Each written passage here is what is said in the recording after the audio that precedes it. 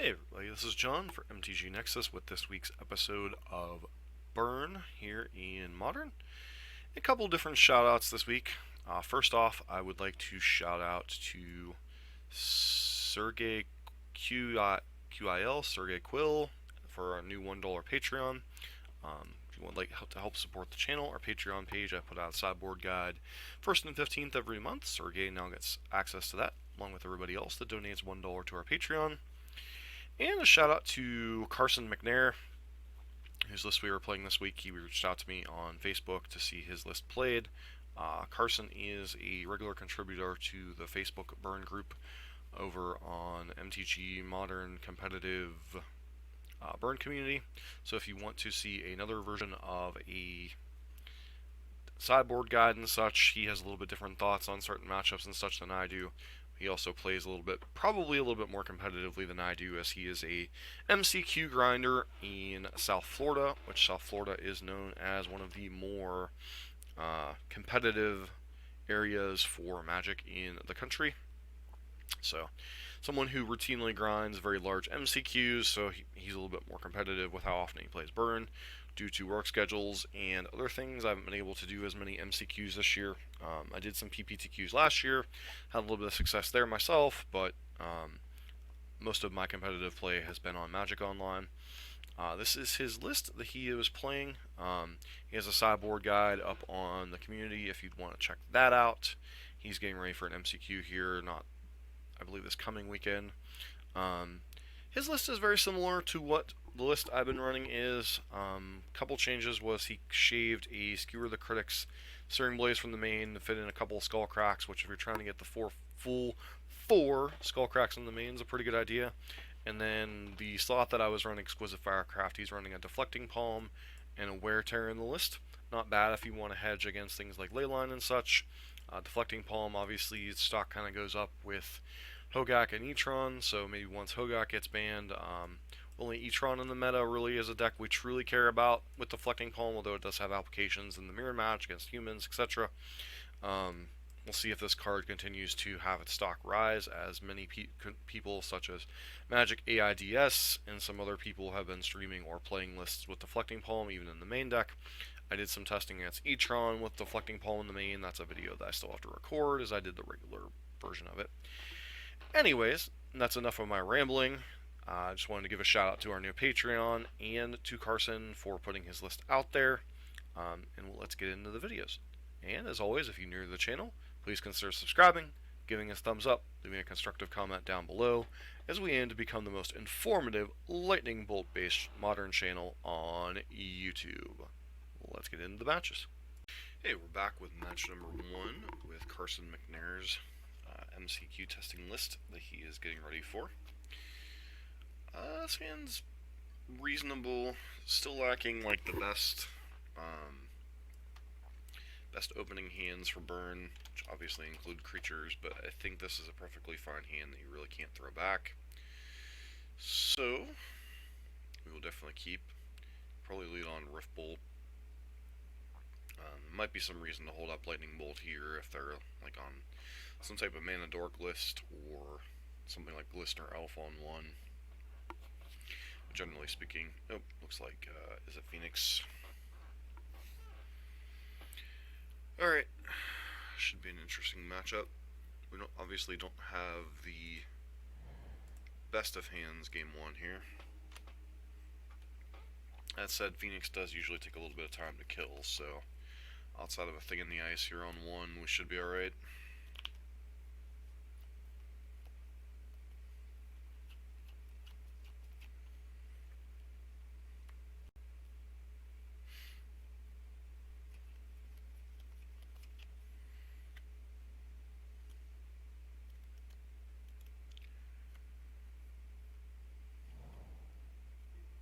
Oh, so it is not most likely some type of As Foretold deck.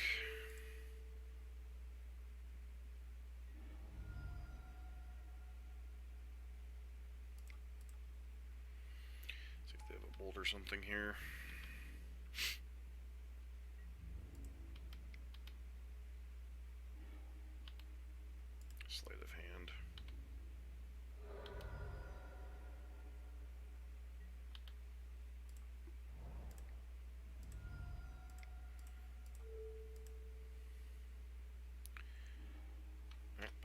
12 here.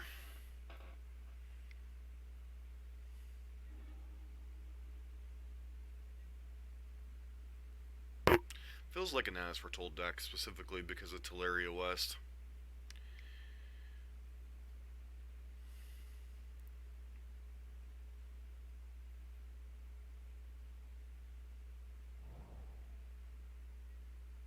Alright, now I have no idea what's going on.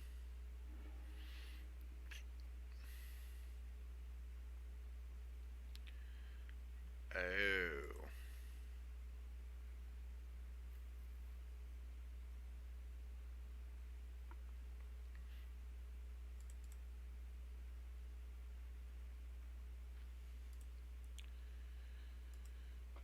Alright.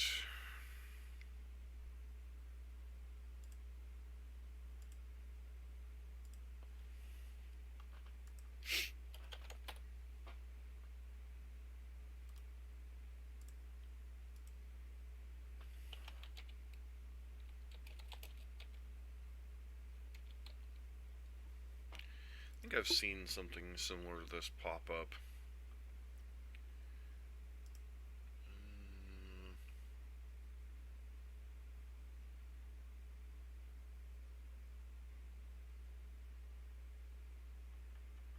This looks like this is Twiddle Storm. The list that went 12-3 at the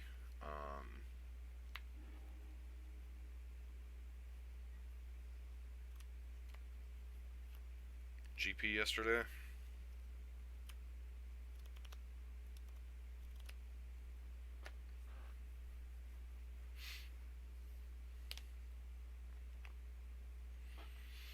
Uses things like Twiddle, Psychic Puppetry, and such to untap this repeatedly and kind of go off from there. So, the only card we really have to defend against this is Eidolon, and obviously we don't have that here, so decent chance we might be dead here. If they can't kill us this turn, then they are dead on the crackback. Let's see, are they? Them to 6 on end step, and then if we draw either a land or a 1-mana spell, they're dead. But there's a good chance, especially here on turn 4, we're just dead. Especially with the Past in Flames already ready to roll if they have any type of ritual sequence here.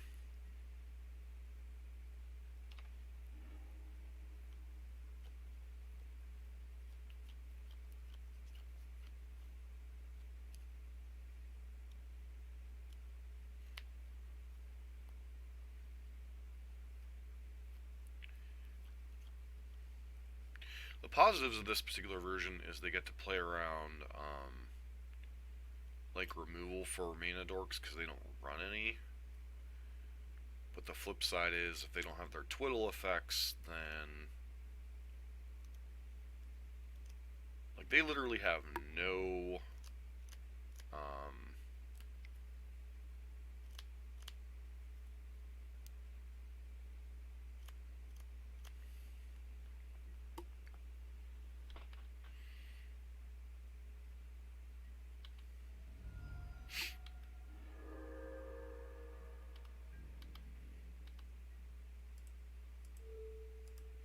so land or a 1-mana spell and they're dead.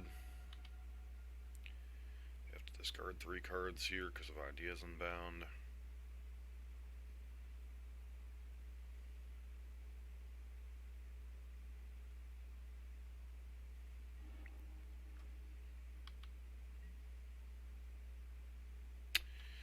That is most unfortunate.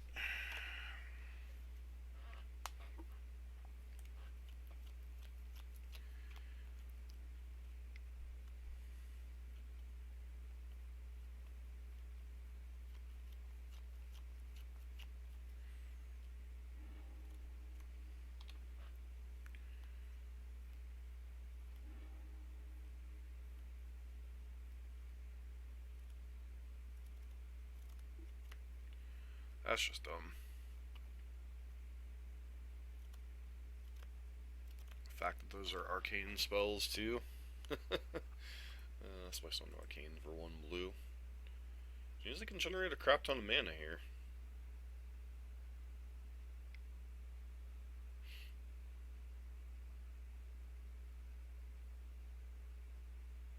Yeah, our hand was just too slow this game. Just too slow.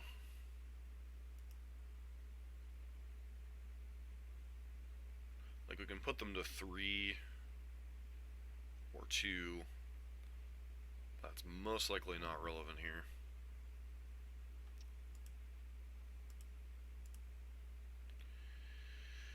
Let's see, Storm, looking up his sideboard guide.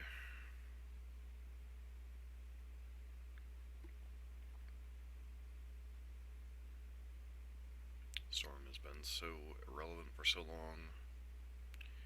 I think here we're probably going to bring in the 2 Rest in Pieces, the 2 Tormod's Crypts. And what else is in this list that I might care about?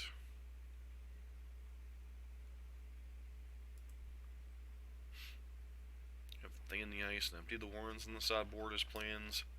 So basically they can turn into like some style of like really bad version of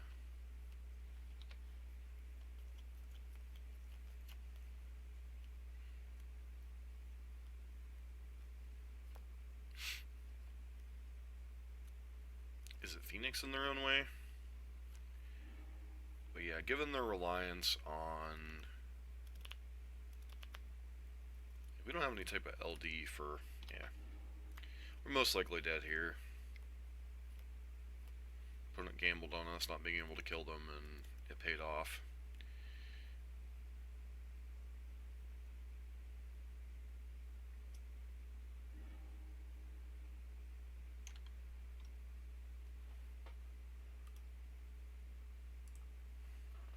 Shield until the end step here.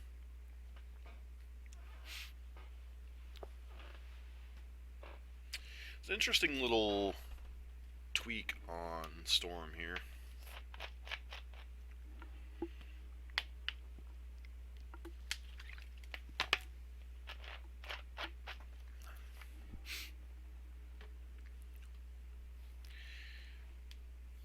Basically, they're entirely dependent on that Lotus Field for their deck.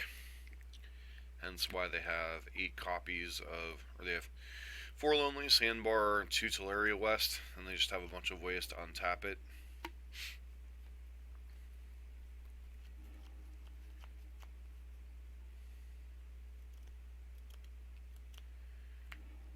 Past in Flames. Just kind of twiddle their way to victory here.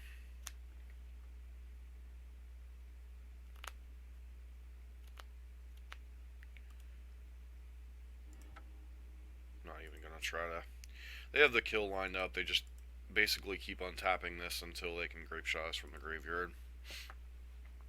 So, I think the cards we're most likely interested in here are the copies of Rest in Peace, copies of Tormod's Crypt to hit their Past in Flames back end out of the thing.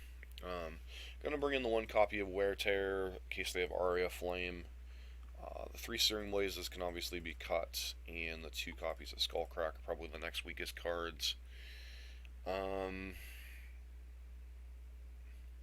Beyond that, I'm just seeing things like Thing in the Ice, Aria Flame, potentially Empty the Warrens. I think that was just simply a Goldfish test, and we failed the Goldfish before turn 4. That was my one concern with the hand, as it was in the opener. We didn't have a 1-drop on 1, no Eidolon or anything, and then we only drew 2 lands, which is most of the time fine, but when you're in a Goldfish matchup and you can't kill your opponent before turn 4, or on turn 4, then you just kind of fail the modern test. So, like I said, any type of Lightning Bolt there, Skewer the Critics, Lava Spike, or another land, and we would have had lethal there. So we were live for a lot of outs there, but unfortunately we didn't quite get there. So sometimes that's modern. You keep a hand, you know it's on the it's on the good side of your deck's keeps, but just doesn't quite get there. There's no really thing to interact with their deck. Their deck's literally a goldfish deck now. Um, Outside of having like Blood Moon or like Alpine Moon or some type of like, Molten Rain effect. There really is not a whole lot you can do game one. Then game two, it looks like they kind of transition to this like Thing in the Ice, Aria Flame build to get around Graveyard Heat for the Past in Flames, but I'm not sure how you would sideboard against this interesting mess of things. I'll pull up the deck list after the match. Hope everybody had a fantastic weekend. Sorry the release is going to be a little bit behind schedule. Once again, as I said in my Is It Phoenix video on Saturday, I got some stuff going on with the family. My mom's having some health issues, so I've been having to take on additional responsibilities helping my parents out, so things have been a little bit behind. And Carson reached out to me last week to play his list, and then he had an updated version for his MCQs, so that's the one we're actually testing here. I think on the play this is a mulligan. If this were on the draw and we had another shot at land, the Eidolon alone would be worth keeping. This hand's very, very good. I think we put back the Lightning Helix.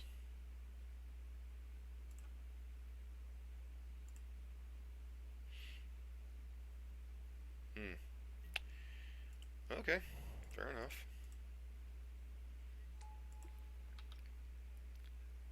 Opponent deviated from quote-unquote sideboarding plan.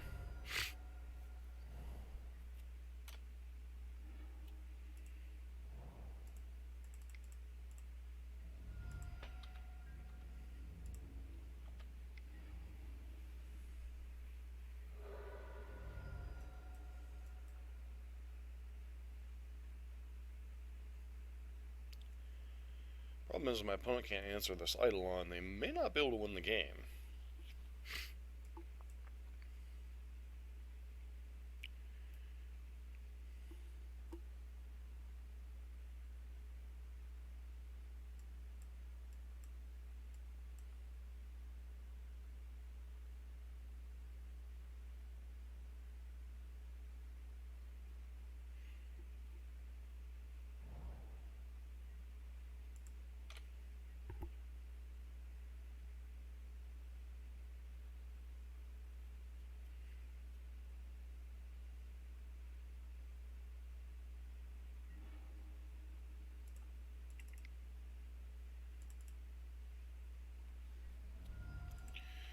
Dealing a lot of damage to ourselves.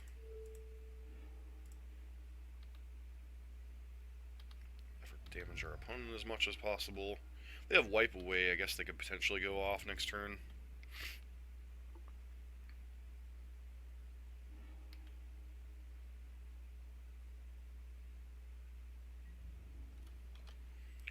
Puts them to 10.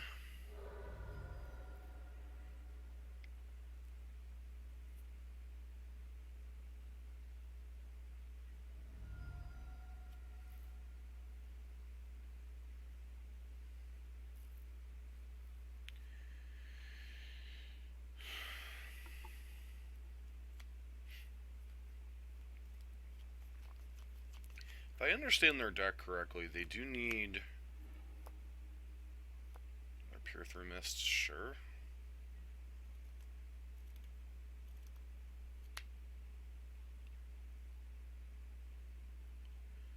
Okay, if I do understand their deck correctly, they do need Lotus Field to storm off.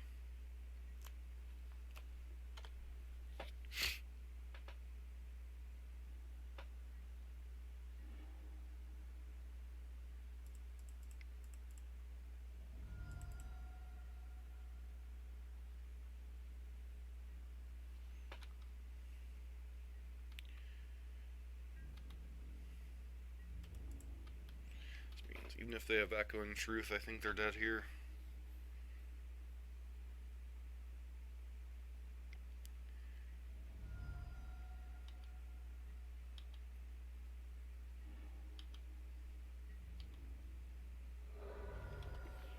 Never mind, that was a mistake on my part.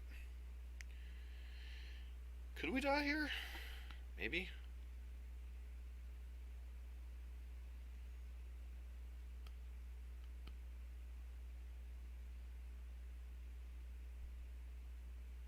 Seems to be like there could be a line that we could die here, but I'm not sure. Given what our opponent's shown us so far, it's likely they're just trying this deck out.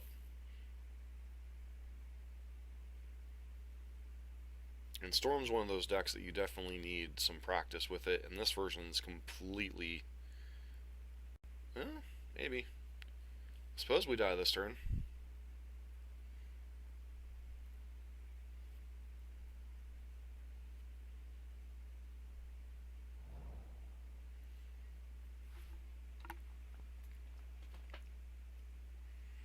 It's possible I should have waited till after combat to do that.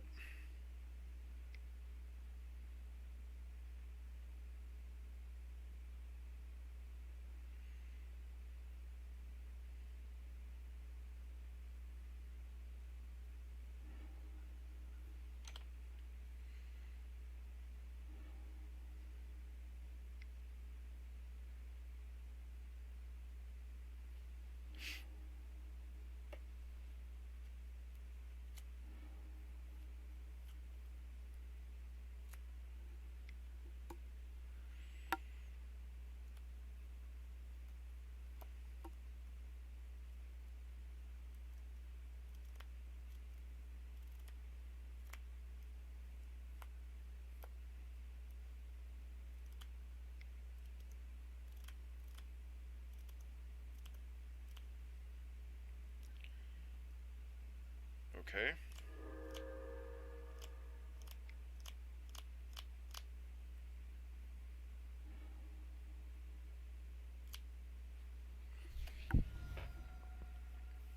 It's possible we could die this turn.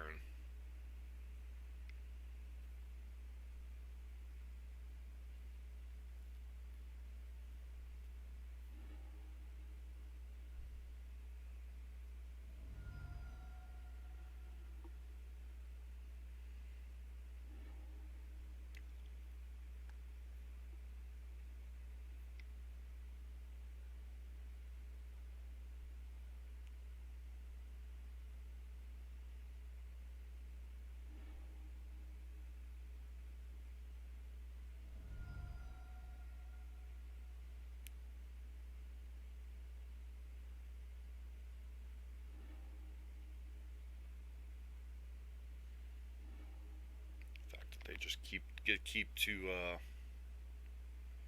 untapping that by splicing on with Psychic Puppetry is kind of stupid.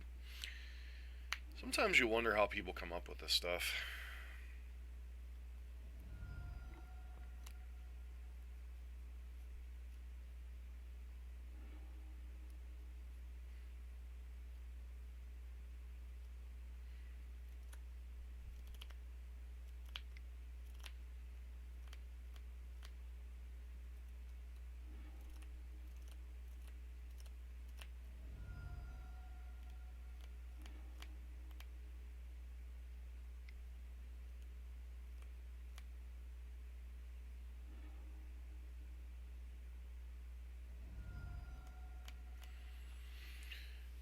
Alright, so... If I would have just attacked with Eidolon,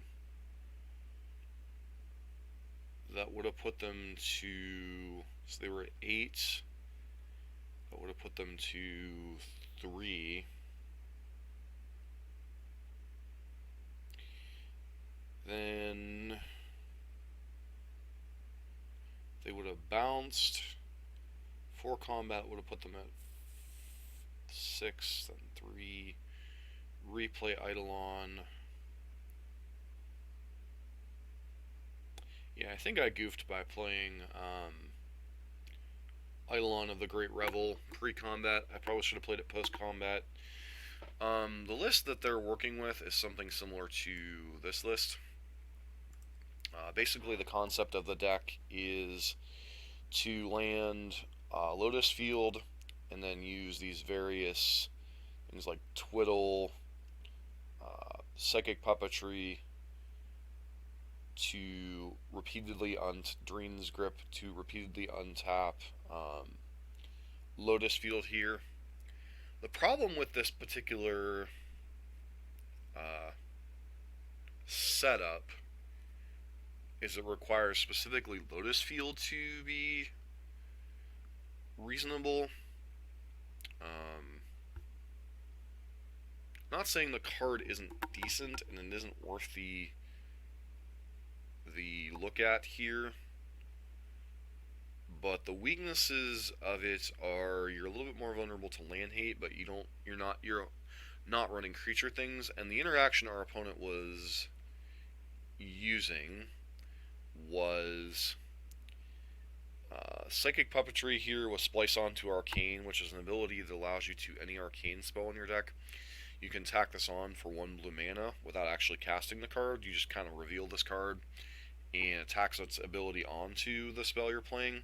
So Peer Through Depths is an Arcane, Ideas and Bounds an Arcane, Eye of Nowhere is an Arcane, and Reach Through the Mists are all Arcane.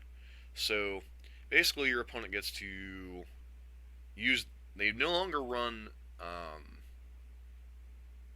the copies of things like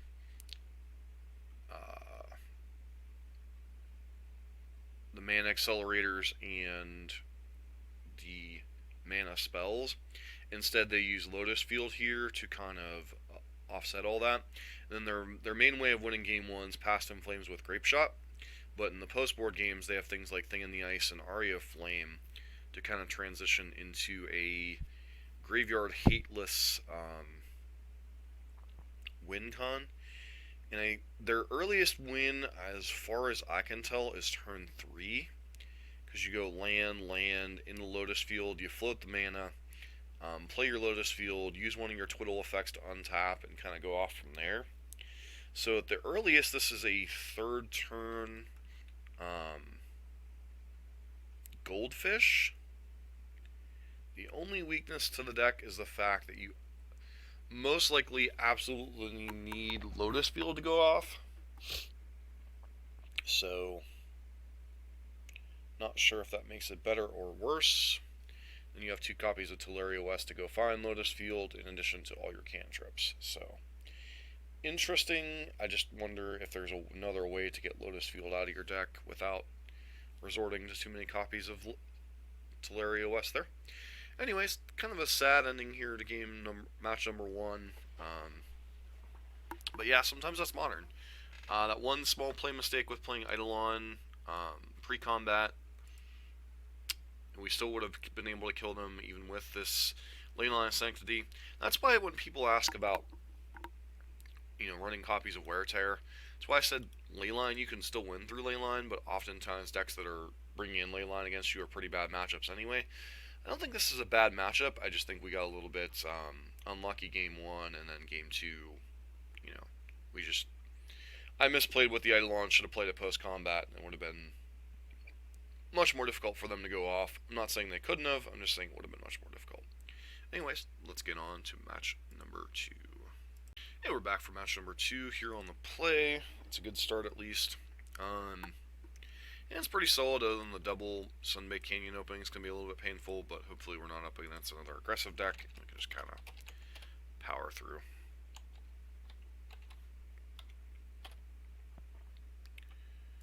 Alright, do that.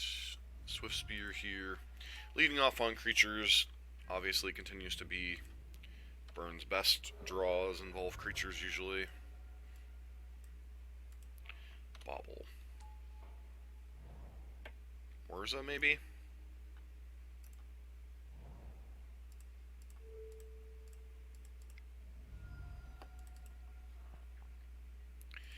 I feel like we might be up against Urza.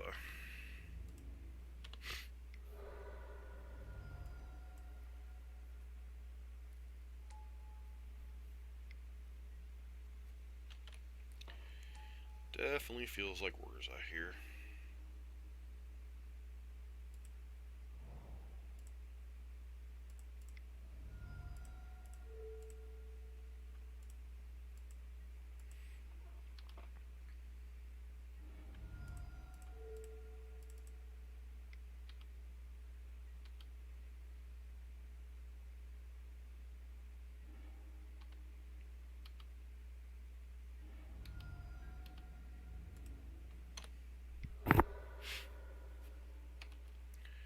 Looking for a little bit of help.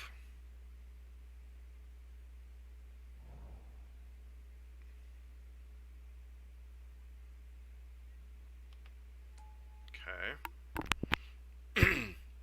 Hopefully this is just Urza himself. Yeah.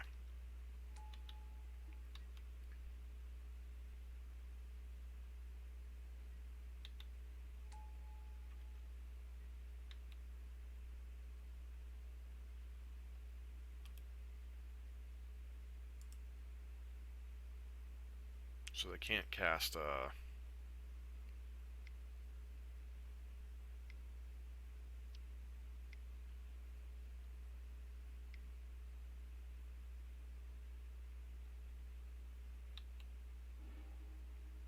okay.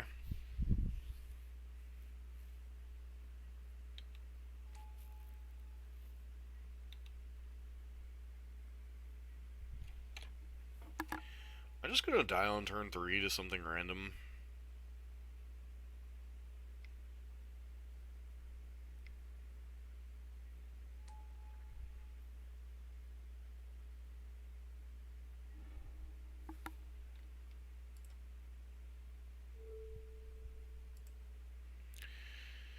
Alright! I have no idea what's going on over there.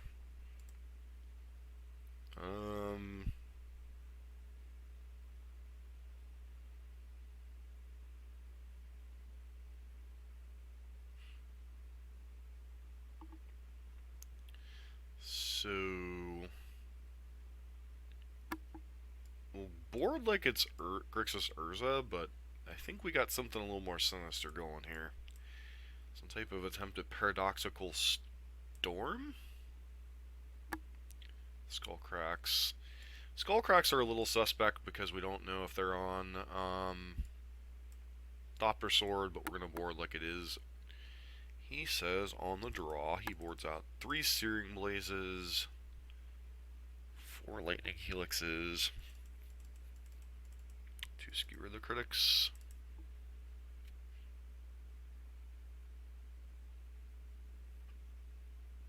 Seems reasonable enough. Yeah, Carson goes a little bit more into detail with his sideboard plans. He breaks down some of his like play draw stuff, so it's quite interesting. The thing, I'm not saying it's the wrong idea, but the thing with like sideboarding guides and such is they're good to kind of teach people how to play the game, so to speak. Yeah, this is more of a Everflowing Chalice. Why does Everflowing Chalice keep popping up? Urza.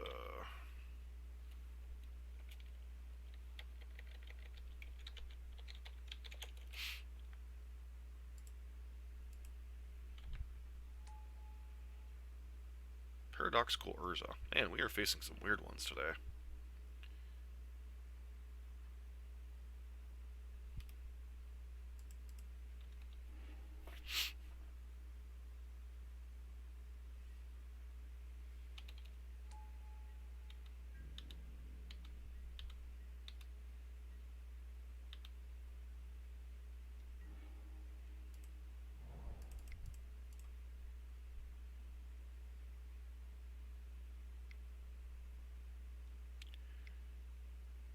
Metallic Rebuke. Really?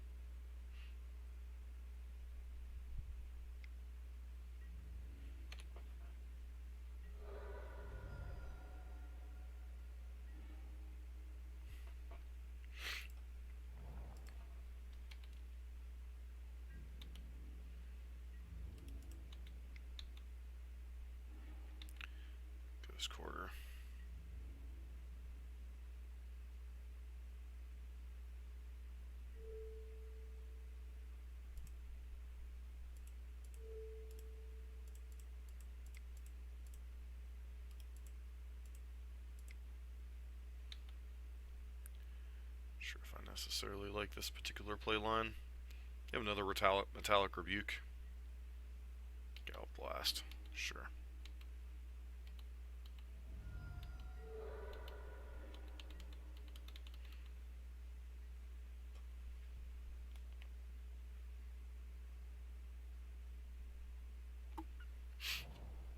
Okay.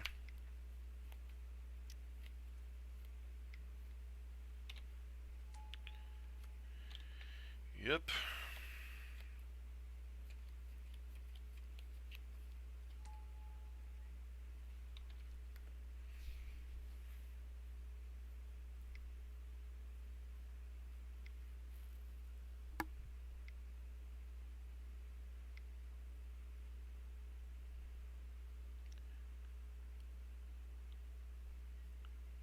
Of course, your last card's Paradoxical Outcome. Why wouldn't it be?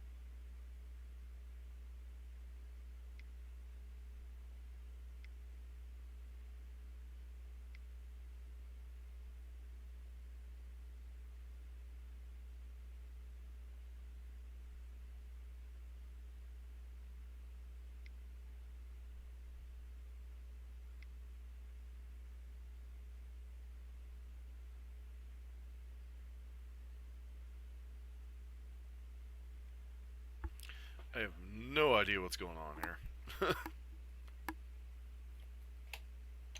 Sure.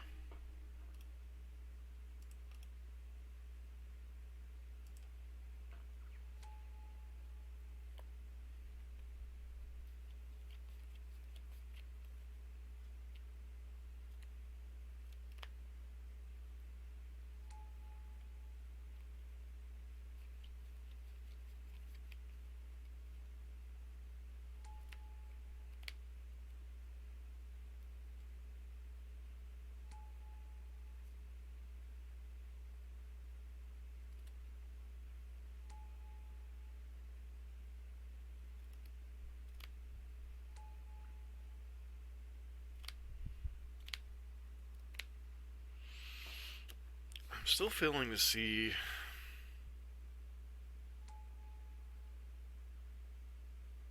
I guess Ether Grid would win from here.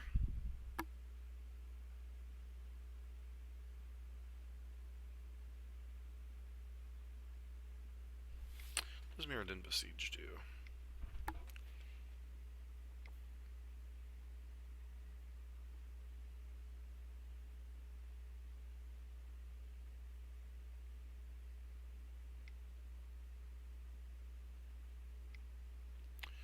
Alrighty then.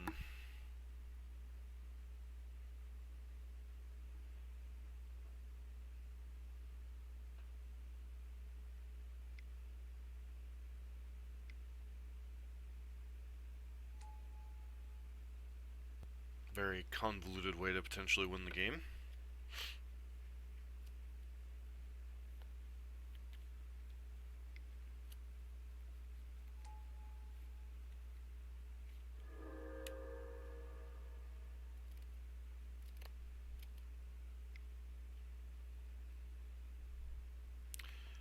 Navigator's Compass?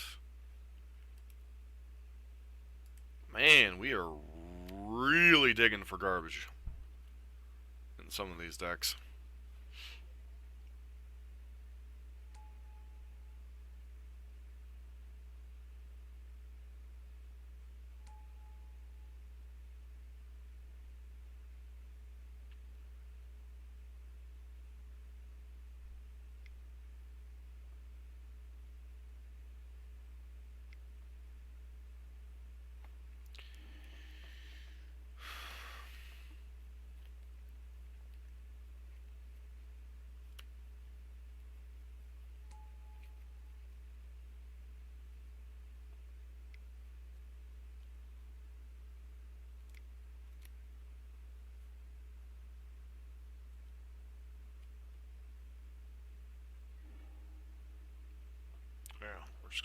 here at the end of turn.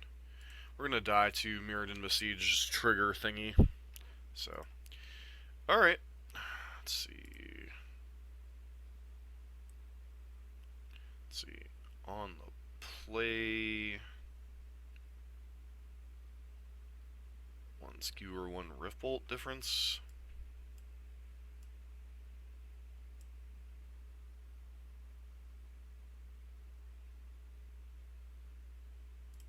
Yeah, Path to Exile still makes sense. Deck's trying to execute something very similar to what Doctor Sword is, but yet not. His hand isn't great, but I think it's fine enough, I guess.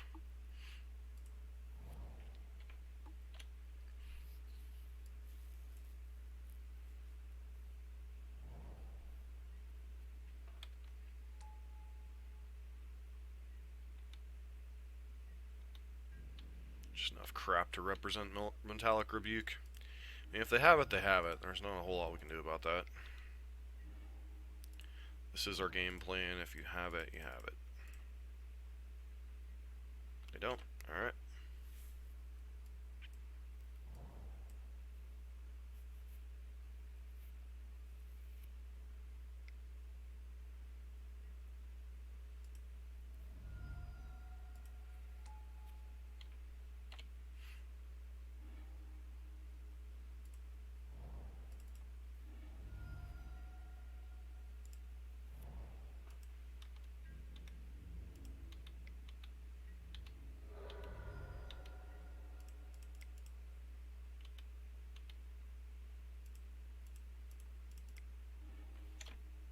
Just want to close this game out before they can do anything too stupid.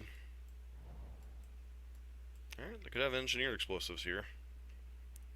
Yep, Urza's fine-ish.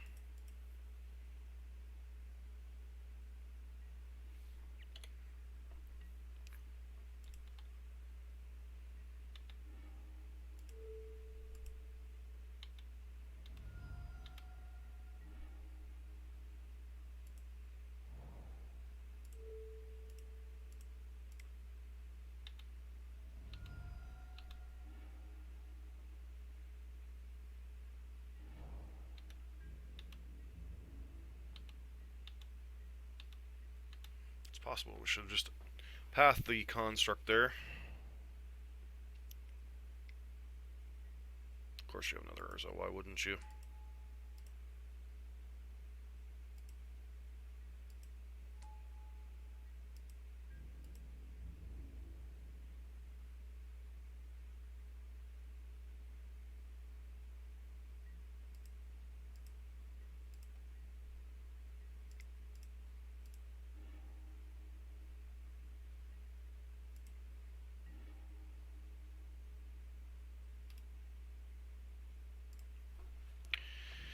I think we're dead, ladies and gentlemen.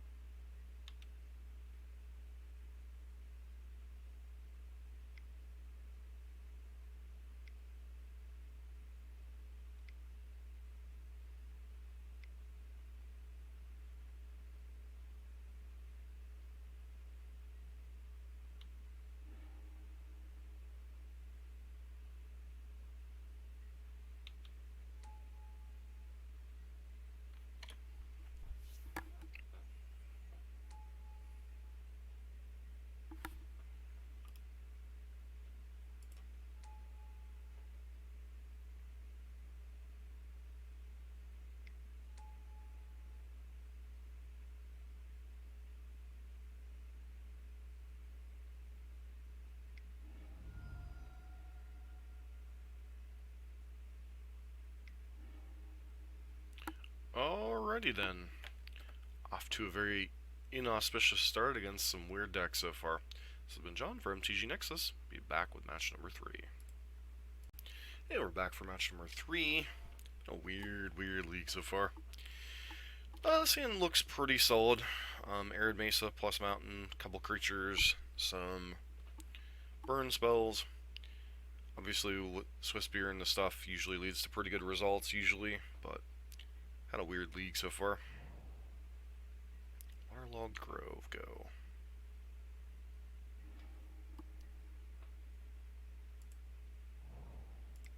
Not sure if this is like Merfolk or something.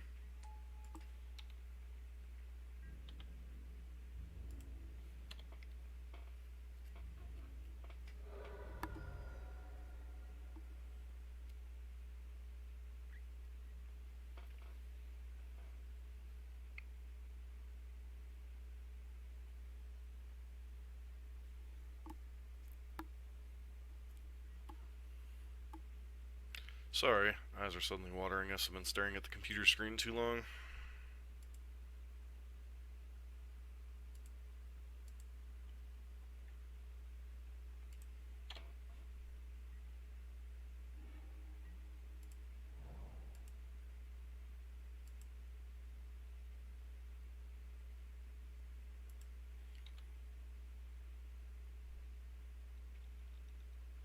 Oh, Neoform Combo, I'm an idiot.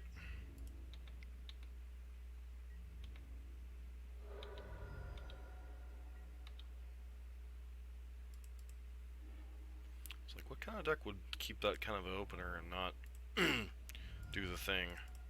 It's like, oh, right, Neoform Combo.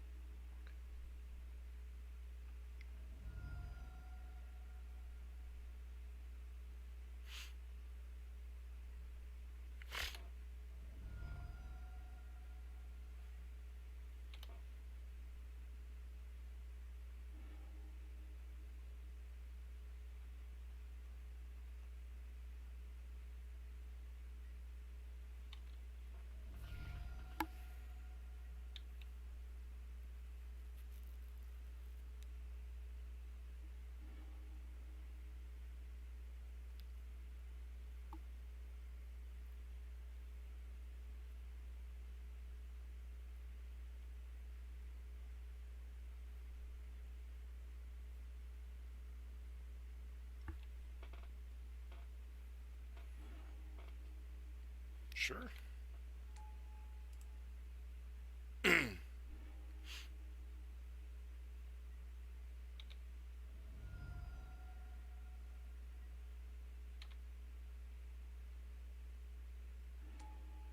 Okay.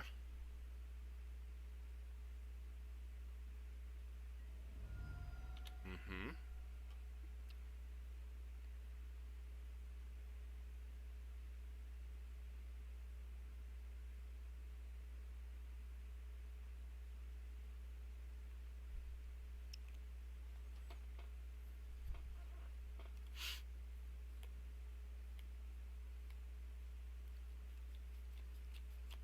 They're dead during their upkeep because of Summoner's Pact.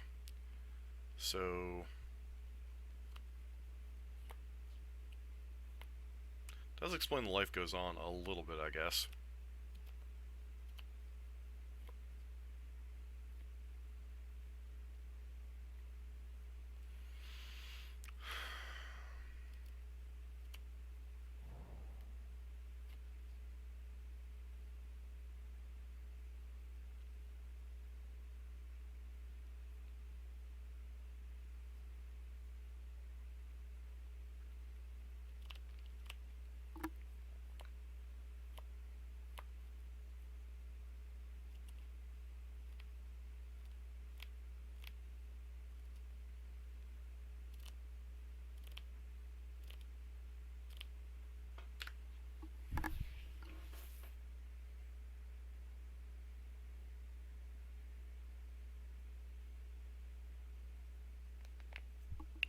I don't know what's possibly in their hand. But unless they have 2 Simian Spirit Guides, they're just dead during their next upkeep, so...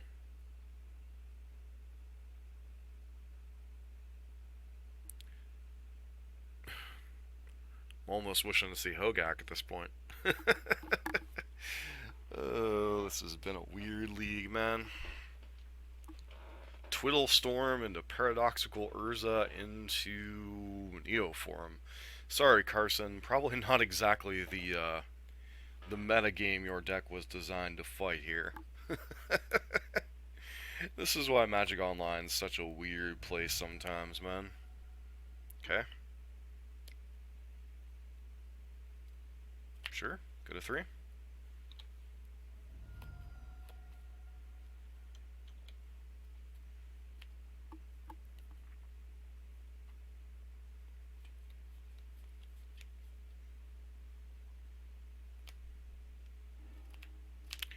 And opponent scoops it up.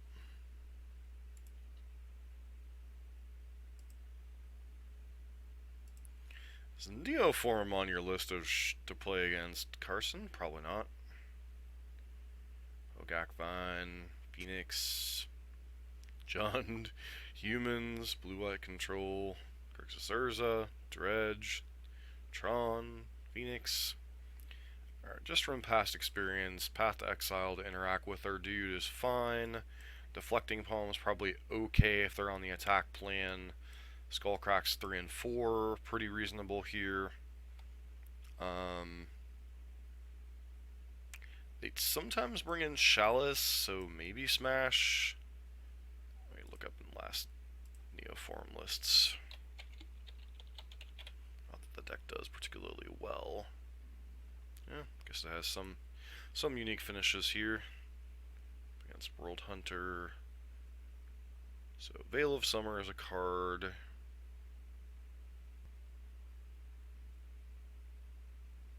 Blue and black, that's not relevant against what we're doing. Leyline of Sanctity is relevant. So we're bringing in a bunch of random, like, nonsensical cards. String Blazes can go out. Lightning Helixes can likely go out. And I guess you skewer the critics on the draw. Pass come in. These come in to fight Gristlebrain itself. These come in to fight their life gain. This comes in case they're still on the Chalice plan, and then this comes in to be our loan out to Leyline of Sanctity. So, hence why I'm making the decisions I'm making. Yeah. Hand's not great, but given the possible presence of Leyline of Sanctity, creatures can apply a lot of pressure to their life total. Yeah, exactly what I was expecting here. If they have that on top of the combo, it's just like, well, good game, whatever.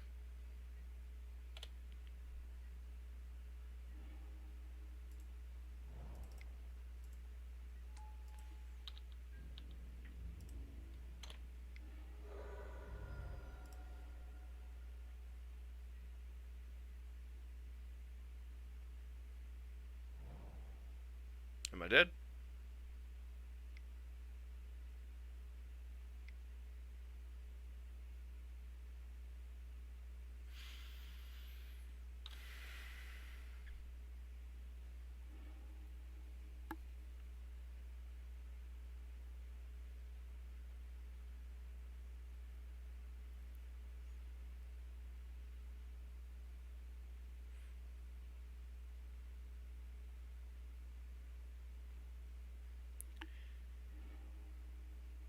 Yeah, it's possible.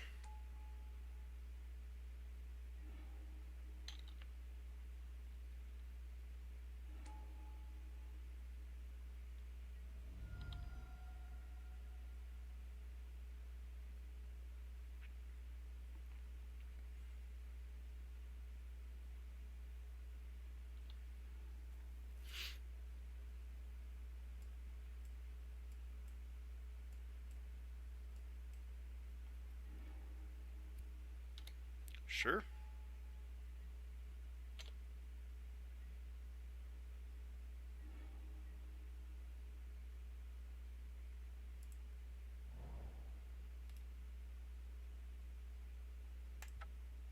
draw a path that turn. We didn't, so c'est la vie.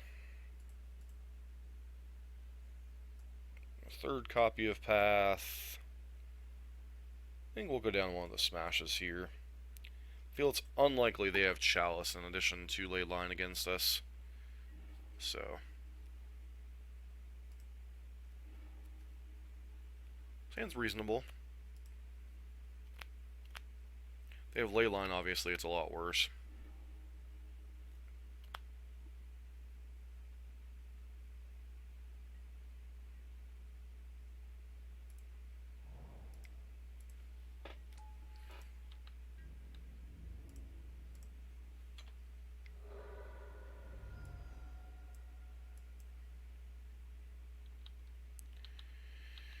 Am I gonna get turn one?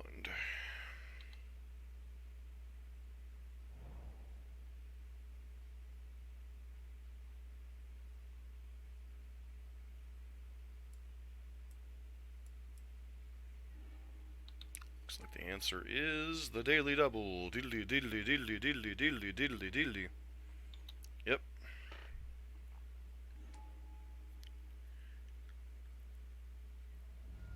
Sure.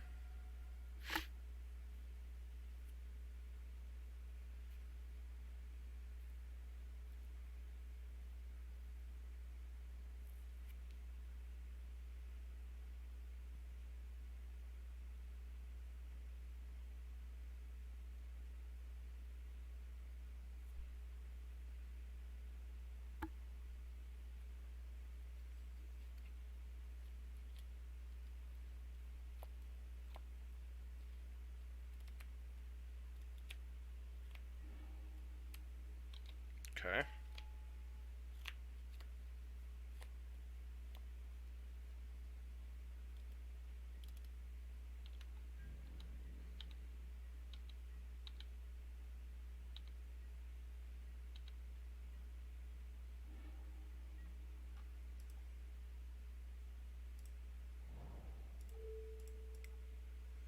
Go ahead and bolt that first.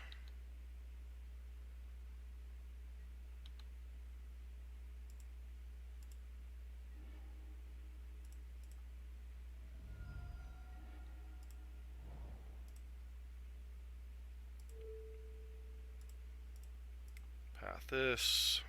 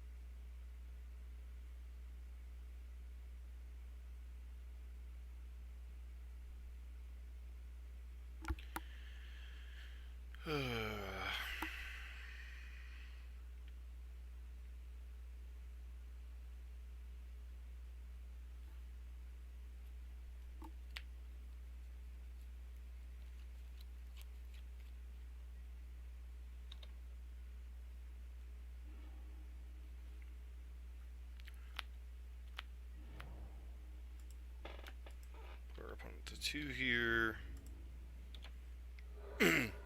See what they can do.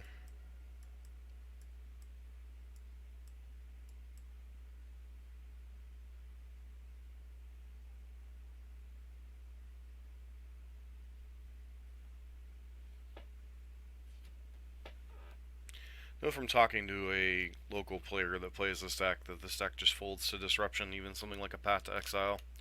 So, deck, I mean, saw it go off turn 2 and kill us, basically, and then game turn 1 this game.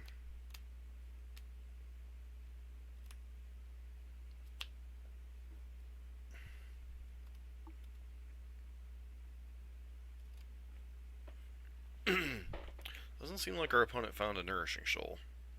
Or at least not something big enough that would warrant So I think our next turn, barring whatever they do this turn, is lead off on Lava Spike, hope to get them to react, and then Lightning Bolt them. If they happen to have Life Goes On and Nourishing Shoal, more power to them, I guess. City of Brass, huh? Sure.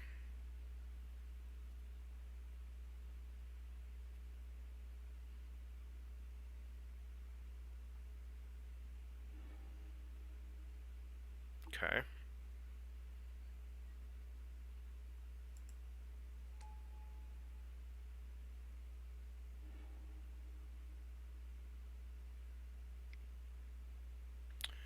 Oh. We're going to hardcast a Leyline Sanctity?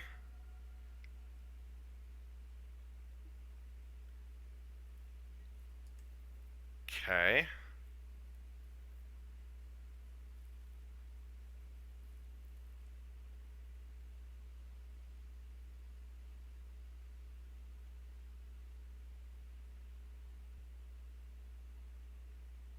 Dead to that.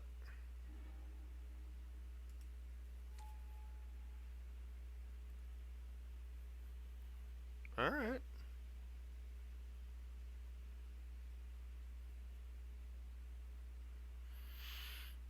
Touche, touche.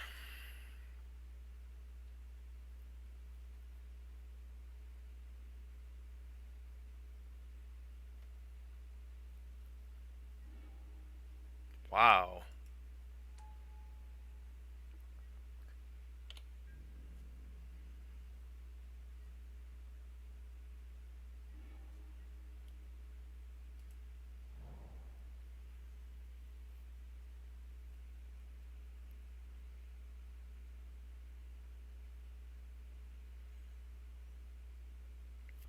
Alright, pass turn.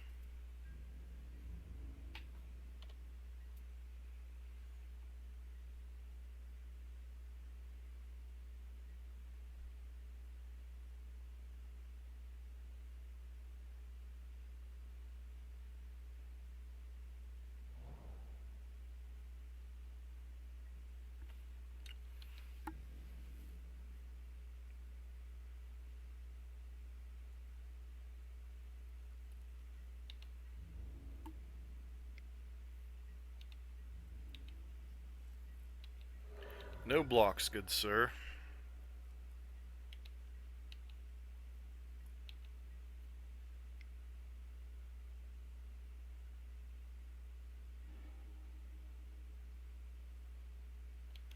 I see.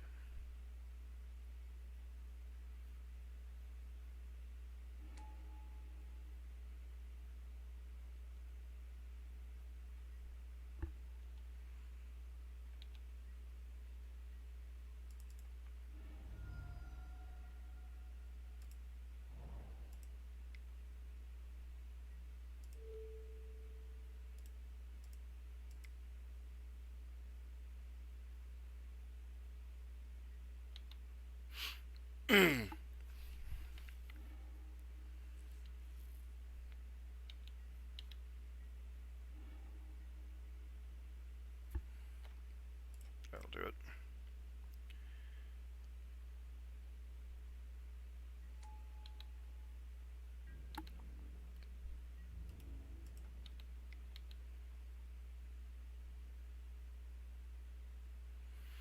Alright, so got there against Neobrand. I felt like a lot of work for that kind of a win. But anyways, we'll be back in a bit with match number 4.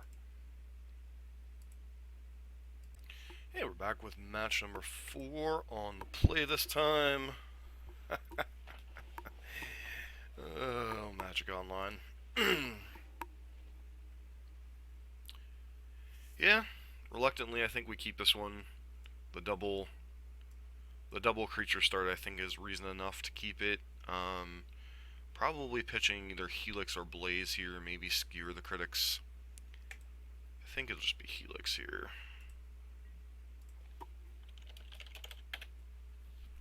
Opponent did not mulligan, so we're already kind of behind the 8-ball.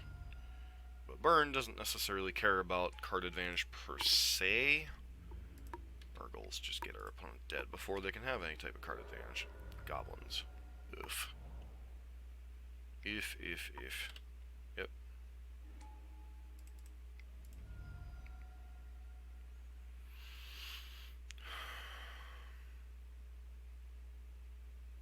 matchup I've had a lot of success with, as you can't tell.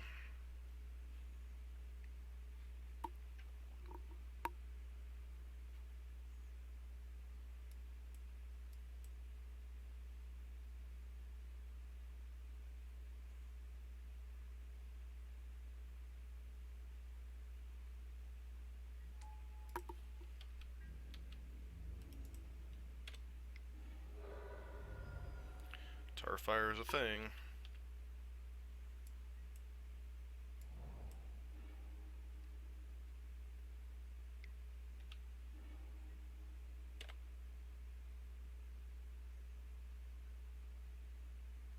Alright.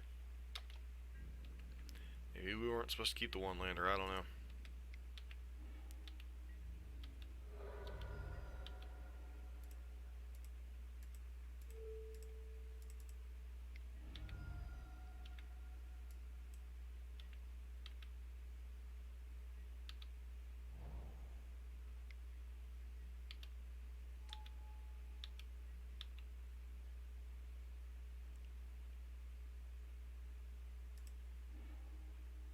That's going to be a problem.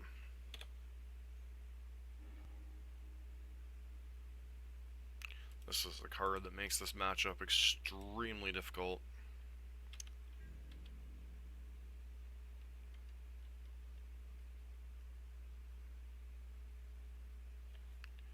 Especially when stuck on one land here.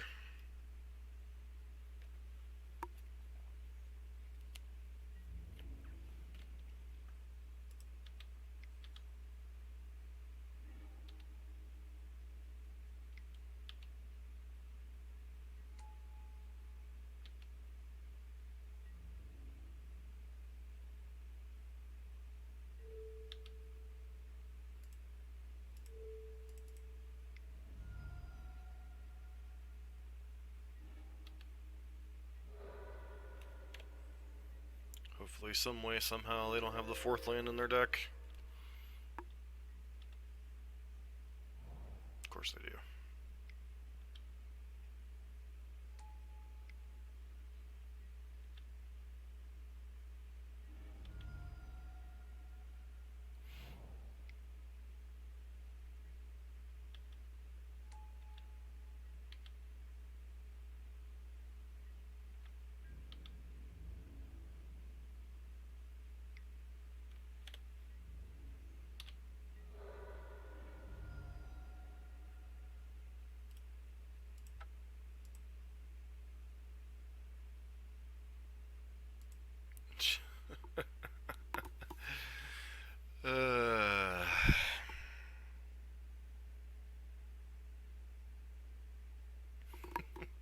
Alright, so cards we're interested in.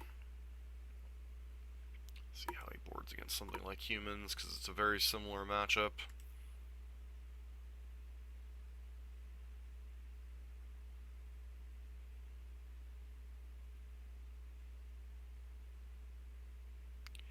In 3 path. 2 Searing Bloods, out on the draw. 3 Eidolon, 2 Boros Charm.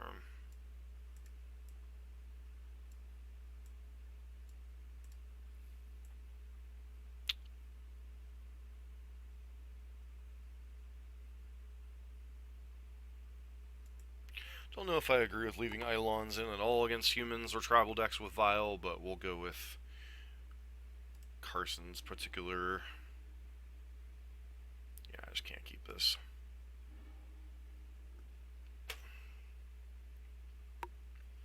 I mean, I don't think we're winning them all to 5, so reluctantly keeping this hand, but we could run into the exact same problem.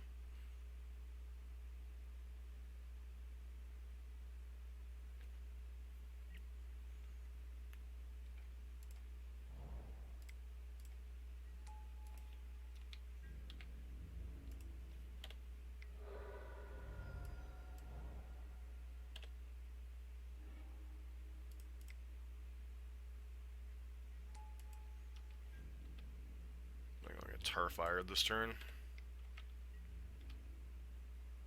Apparently the answer is no. Alright.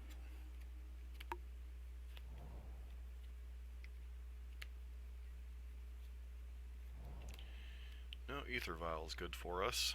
Let's see what they...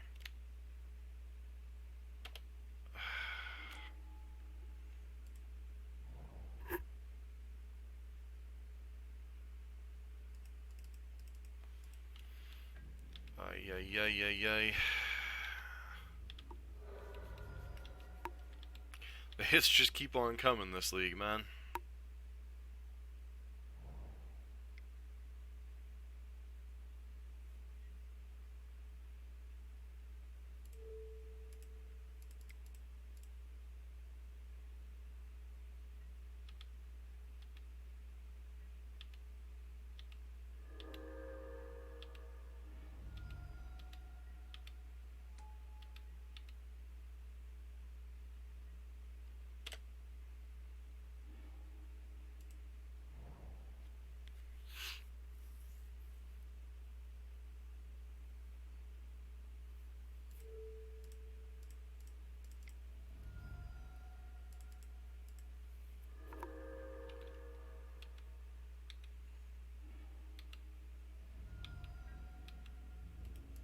Just hold up the bolt here. Gets a free chump block. Put them to 8. They get a token.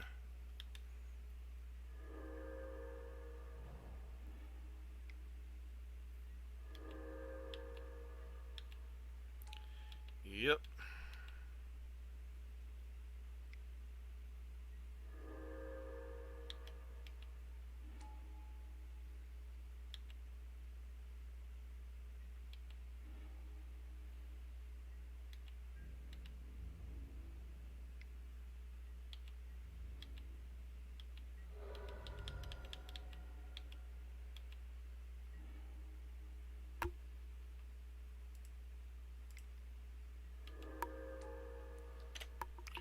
Attacks this turn because of this War Marshal.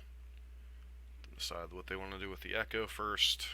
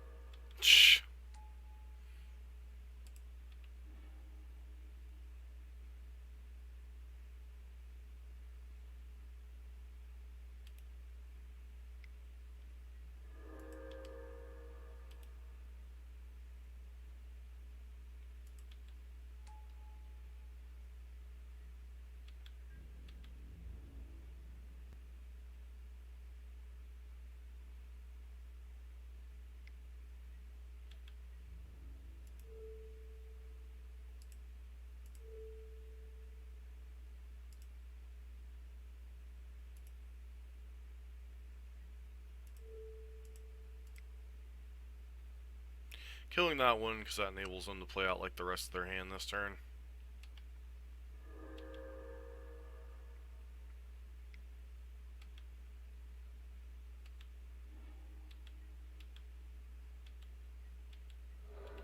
I think this game is pretty well over though.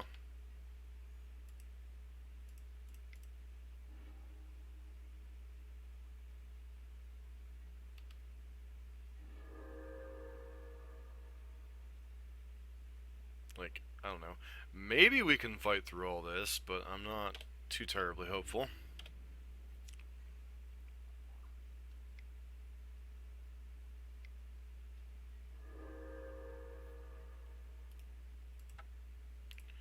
Alright. When your opponent wants to beat Burn, I guess you want to beat Burn. We'll be back in a bit with match number 5. So we're back for match number 5. We'll be on the play this round.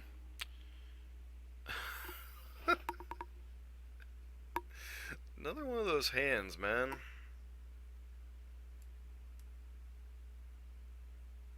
Like, I'm keeping, but obviously this is a hand that, like, could go sideways really, really badly. You know.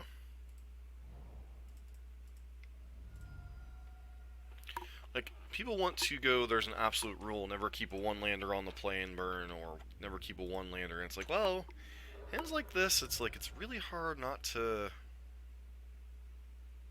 keep one-land hands, you know?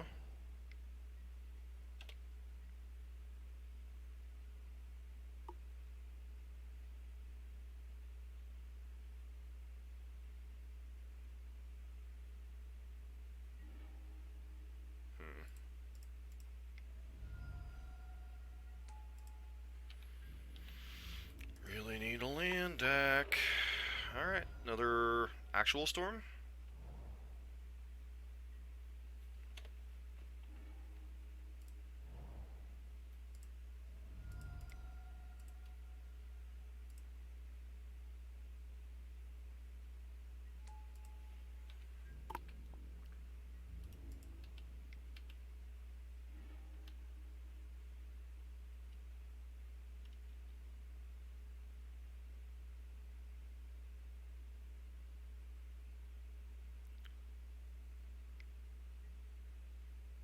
Sure.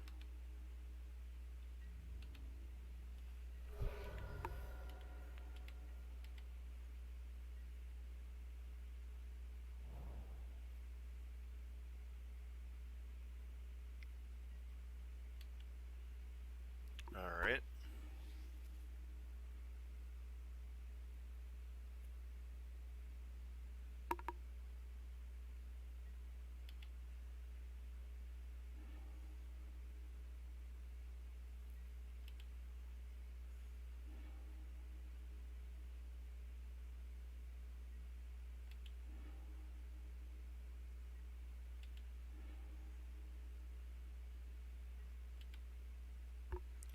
It's a lot of warrens being emptied.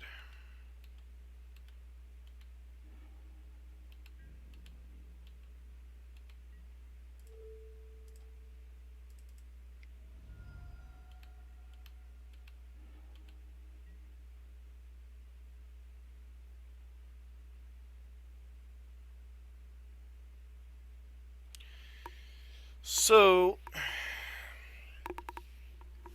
if we draw a land, we can kill them over 2 turns.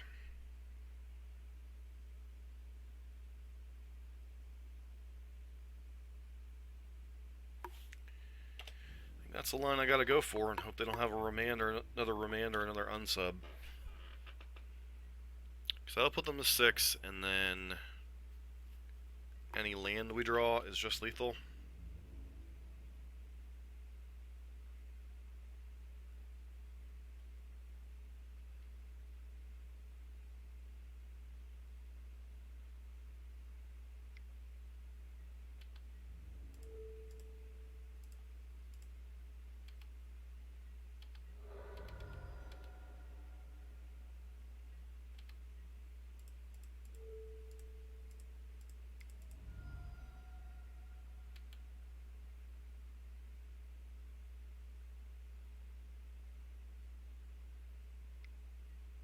Of course, you have a flippin' remand.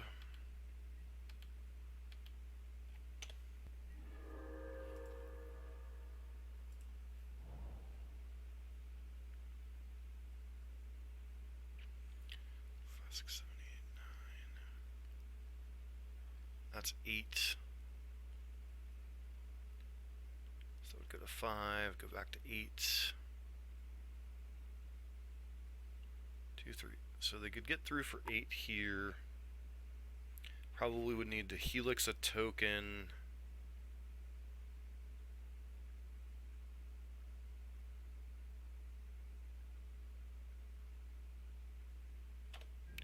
See if they get stupid with their attacks next turn.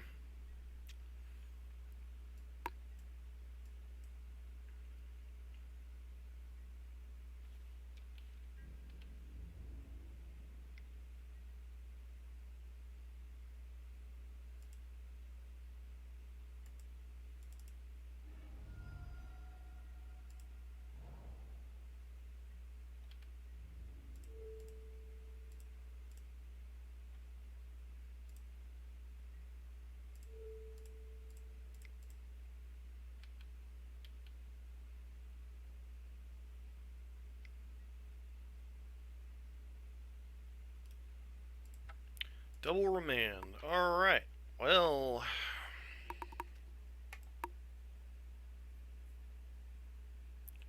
kind of hard to beat that draw.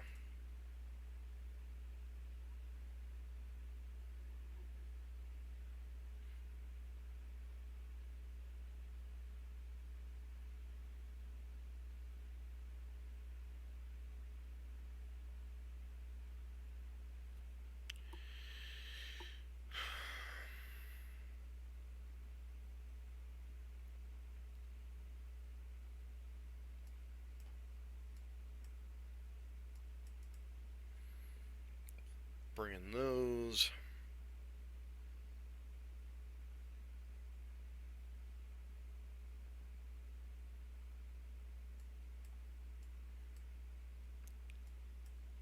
I don't know if pass is necessary on the play.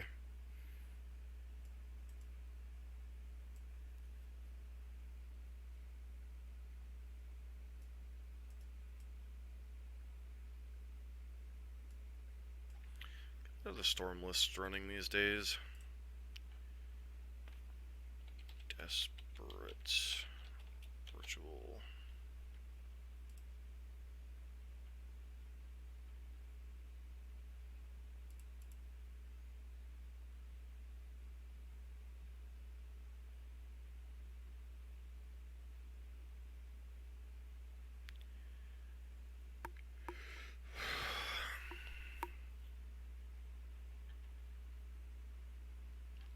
Doesn't look like anything weird anymore.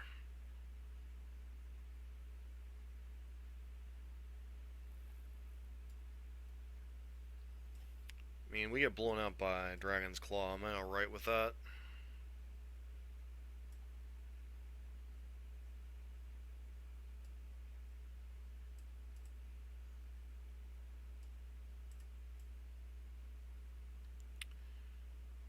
What else did I board out? Oh, right. Just one of path in case there's something stupid like a madcap experiment. We'll at least have an out. Yeah, sounds pretty good.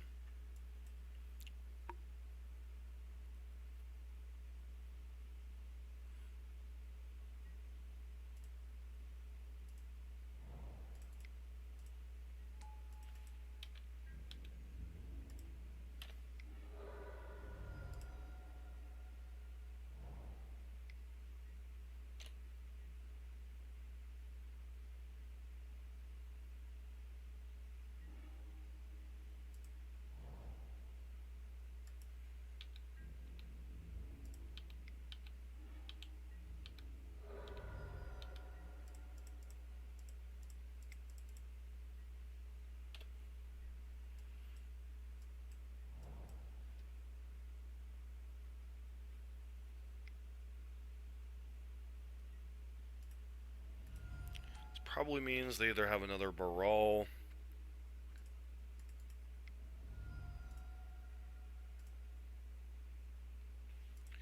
or they just gotta try to go for it next turn. Either way, we only have one interactive spell, so best bet's just to hit them for as much damage here as possible and hope they can't combo through this Eidolon.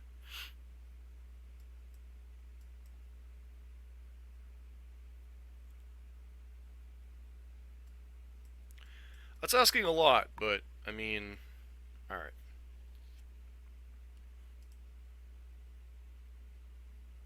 I think on the draw, I'm more inclined to bring in more copies of Path to answer their things with some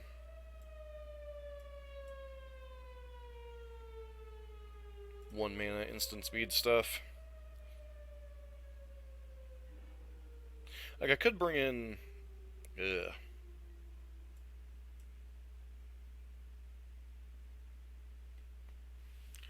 How many flipping one-landers do I have to decide about this thing? We got, like, our best card in the matchup, but if we don't draw a second land, we're just dead, and we have no instant speed interaction. This hand's alright. It's not, like, fantastic. What means more? Rest in Peace or one of these bold effects.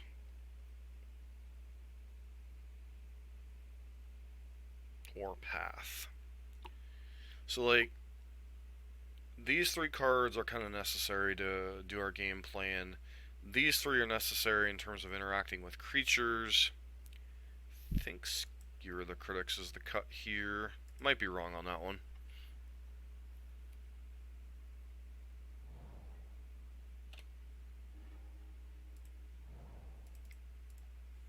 If they have Bolt, they have Bolt. It's what's most likely being represented here, but nothing more I can do, really. Alright. Apparently they just wanted to play a mountain first.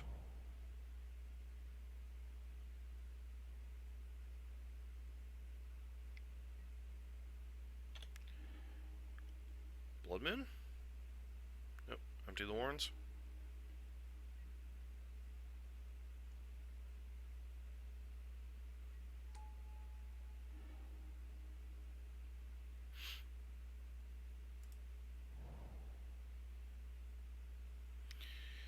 Like, what are you supposed to do against that, you know?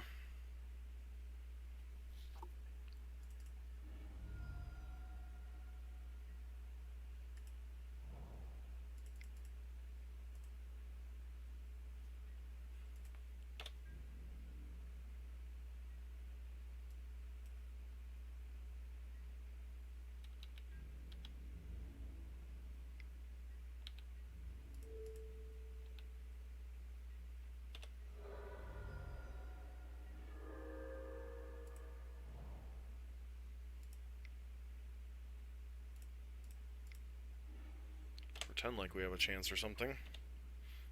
And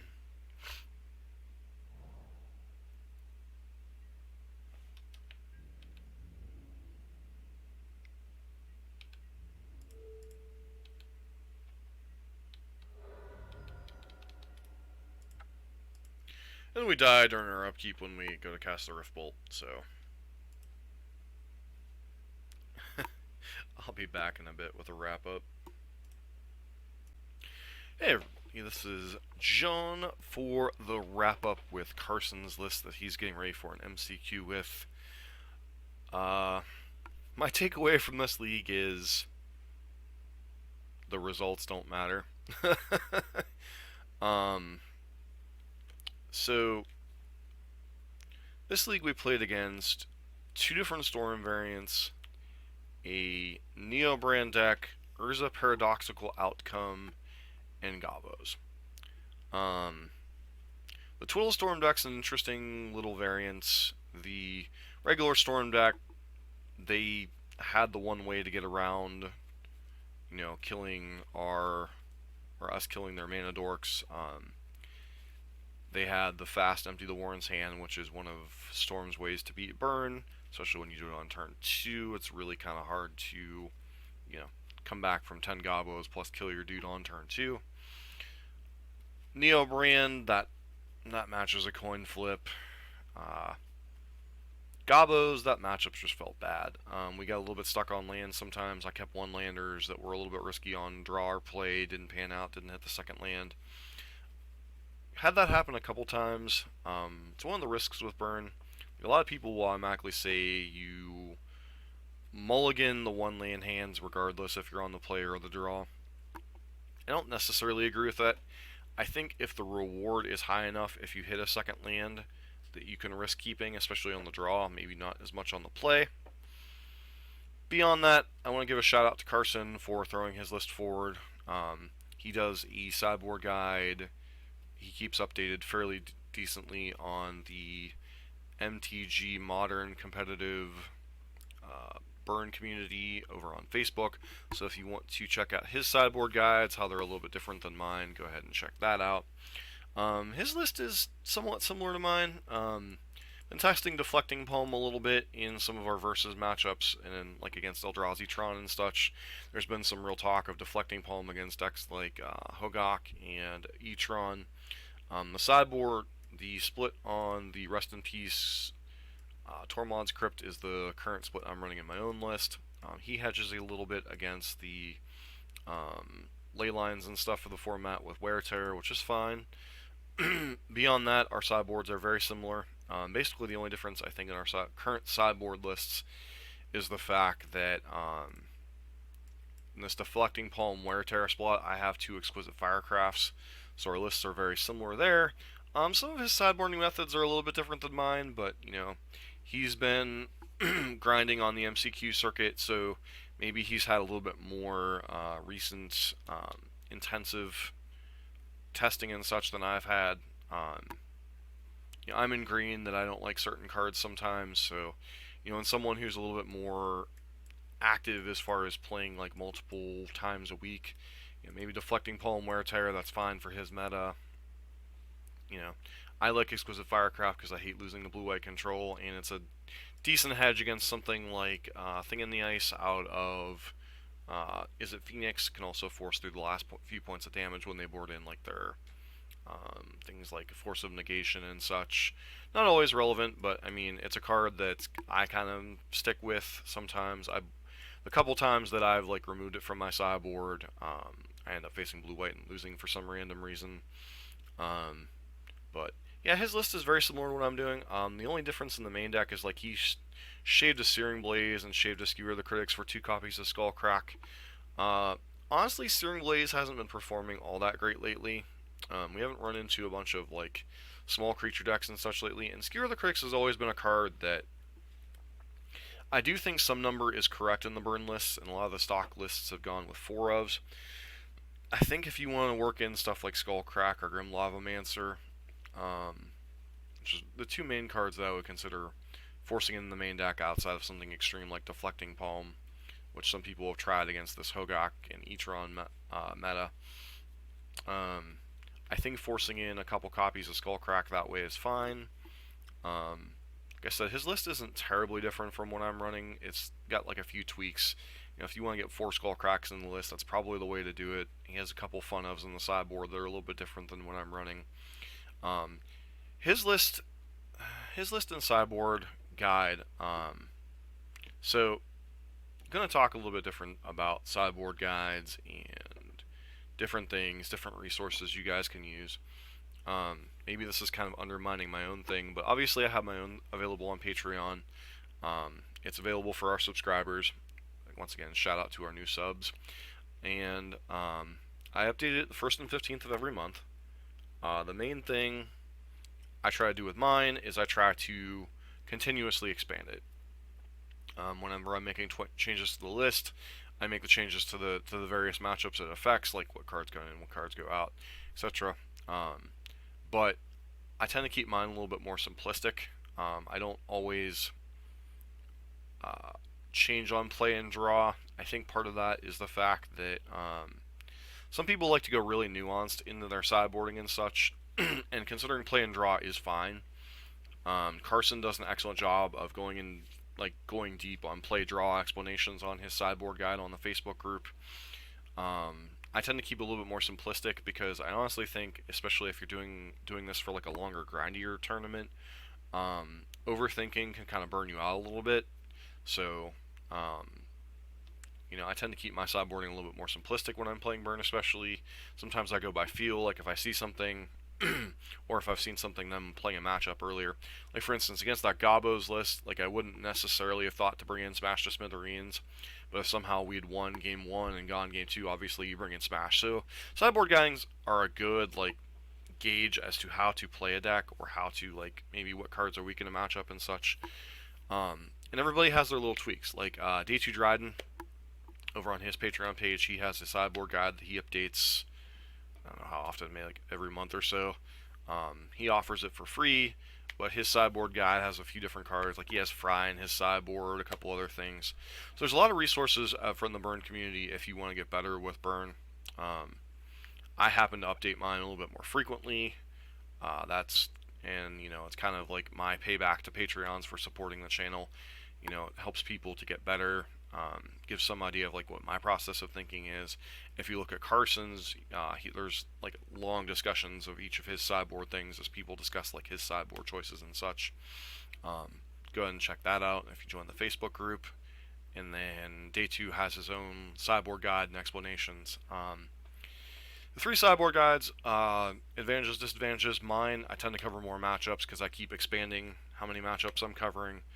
Carson's is a little bit more in depth. He does play draw dependency, but he only covers like 6 or 7 matchups, which are really the key match. Like if you look at his sideboard guide, he has